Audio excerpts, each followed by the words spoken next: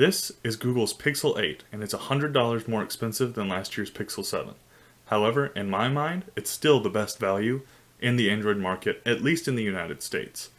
Now, I do have to admit, I am a little biased towards Pixel devices, but I'm going to try and control my bias and give you the most objective review of the Pixel 8 possible. This is Jake Space. Let's talk Pixel 8. The Pixel 8 is slightly smaller than last year's phone, with a 6.2-inch display compared to the Pixel 7's 6.3-inch display. Also in the display department, the Pixel 8 gets a 120Hz refresh rate compared to last year's 90Hz, and also gets a much brighter display, peaking at 2000 nits compared to last year's 1400. Powering the Pixel 8 is Google's first 4nm chipset, the Tensor G3. The G3 is a little more powerful and enables some extra AI features compared to last year's G2. For cameras, the Pixel 8 features a 50-megapixel main camera and a 12-megapixel ultra-wide, which has a slightly wider 126-degree field of view, as well as a 10.5-megapixel selfie camera on the front. Battery size is a little bit larger this year, and it also features a little bit faster charging at 27 watts. Now that we've got the specs out of the way, what's it like to actually use the Pixel 8? I want to start with the part of the phone that you're going to use the most, the display. As I mentioned before, this year's phone gets significant upgrades in both the refresh rate and the display brightness. Now, are most people going to be able to tell the difference between a 90Hz refresh rate and 120Hz? Probably not, but it is nice to have that higher refresh rate on the base phone compared to the 90Hz on the last one. The bigger difference, I think, is the brightness. Not that brightness was a problem on Pixel phones before, but this is a very, very bright display. HDR content looks amazing.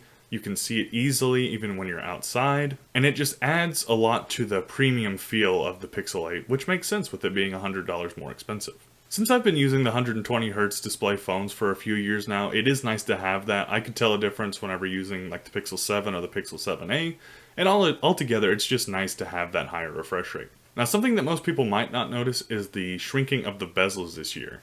The Pixel 7 didn't have like obnoxious bezels, but they were big enough to notice if you're looking at them. This year they're slightly slimmer, and they're uniform across all sides of the phone, which is really nice. Together with the smaller display size and the shrunken bezels, the Pixel 8 is about 5mm shorter than the Pixel 7, which as someone who really appreciates small phones, I really like this change. I think the biggest year-over-year upgrade on the Pixel 8 is the display, which is really good because, like I said, that's the thing you're going to be looking at most of the time. The main focus of the Pixel 8's cameras is AI features. Pixel phones have had some of the best mobile cameras since their inception, and a lot of that is due to Google's software from the computational photography that makes it really easy to take a great photo just by pointing and shooting, to AI features like the Magic Eraser that were added with the Pixel 6. This year there are several AI-enabled features that are exclusive to the Pixel 8 series, and if you've watched any television in the United States recently, you've probably seen these in a commercial. Probably the most exciting one, in my opinion, is Best Take, where you can take a couple pictures with the group, and then the Pixel will allow you to pick the best face for each person in the picture. This is really great for my family because we're terrible at all having a good face in one picture, so it's nice to be able to splice the images together. It's like Photoshop without needing Photoshop. So it's really nice to be able to splice all the pictures together in an easy way. There's also Magic Editor, which is basically like Photoshop on your phone without needing to actually use Photoshop. So you can move people, you can change the sky. There's a whole bunch of features in Magic Editor that kind of go above my understanding, but it is a cool feature. And finally, there's Audio Magic Eraser. So this allows you to remove any sounds from a video that you don't want as part of the video. And it's really cool because it actually splits it up into like nature, music. And so if you still want like the nature sounds in the background but don't want the music that's playing, if you're at the beach or something like that, you can just take out the music and still leave the nature in the background. All in all, I think these features are really cool. They're not like the greatest innovation in the history of mobile photography, but they are nice to have and they can come in handy in certain situations. The best part of the camera system though is just that computational photography that Google has that allows you to just point your phone at something, snap a picture, and it looks great. As I always say, I don't really understand enough about the technical qualities of cameras to give you an in-depth explanation, so I'll just let the examples speak for themselves.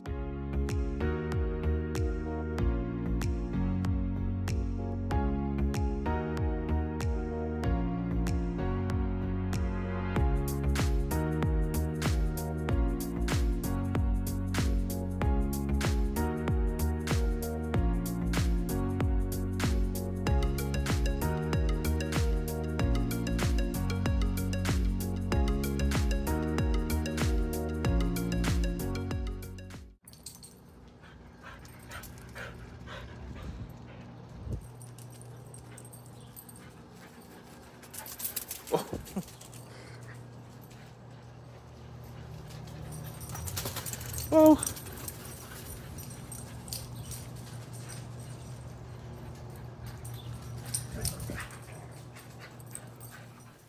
I told you earlier that I'm biased towards Pixel devices, but even I'm not enough of a homer to say that the Tensor is cutting edge performance from a chipset.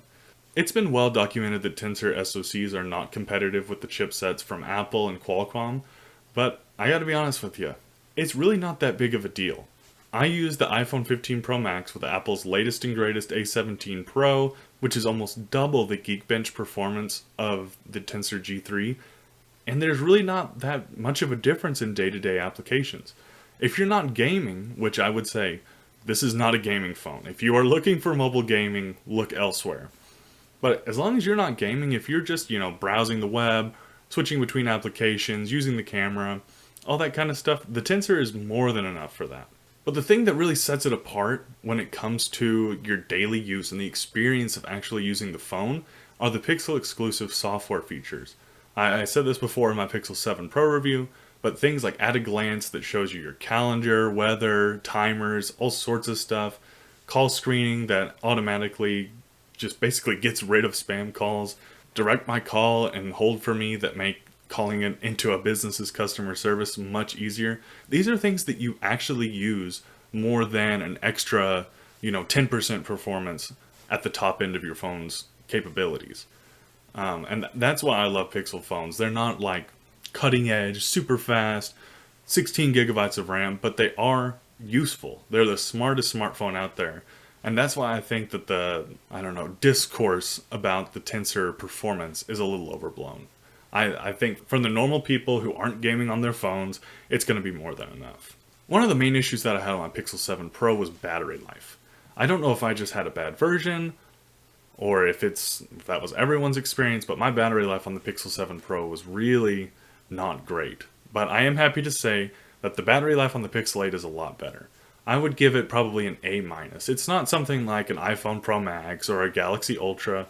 You could get 2 days out of it and get 9 hours of screen on time and still have 20% left. But it is more than enough for most people. I never had any issues with it even getting close to dying. It always made it through the day easily, even with watching TikTok and YouTube. It's really great. Like I said, it's not like the greatest battery life of all time, but it's more than enough for most people. Just some other little things that don't really fit into the other categories.